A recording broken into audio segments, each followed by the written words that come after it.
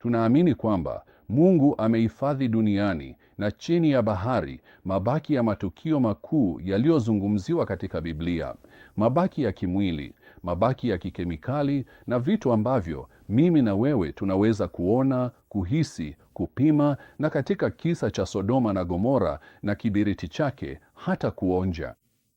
Vitu hivi vimehifadhiwa kwa nguvu ya kimungu hadi wakati ambapo kupitia mifumo ya kurushia matangazo ya TV ya satellite na uwezo wa kutafsiri kila kitu chenye manufaa katika lugha ya karibu kila mtu, mambo haya yanaweza kuonyeshwa kwa wakazi wa dunia. Sasa basi, tunaambiwa katika kitabu cha mwisho cha Biblia, katika sura ya mwisho ya kitabu hicho, kwamba kutakuwa na wale wanaopenda na kutunga uongo.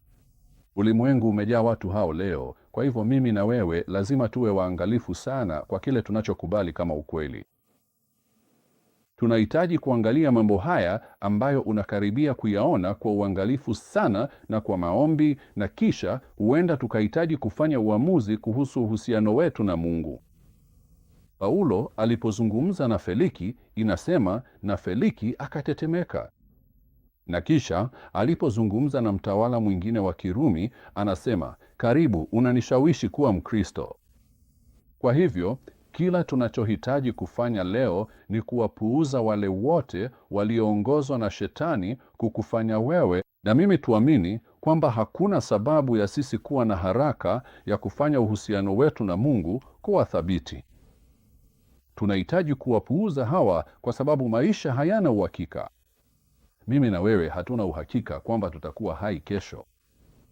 Lakini, rafiki, ikiwa tunamtumikia Mungu tu ili kuepuka adhabu ya waovu au ili kupata uzima wa milele, basi tumekosa lengo zima. Kwa sababu Mungu anatupenda, ameonyesha hilo kwa njia nyingi sana.